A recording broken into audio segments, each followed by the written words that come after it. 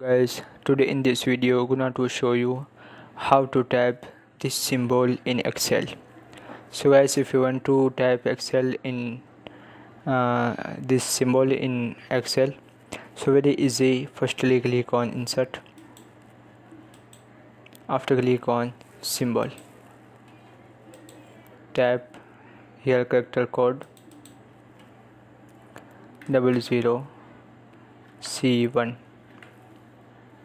After click on insert,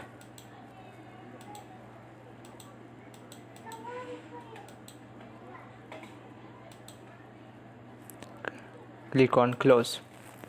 This is small size. If you want to big size, so select here size, that is, and choice change your color.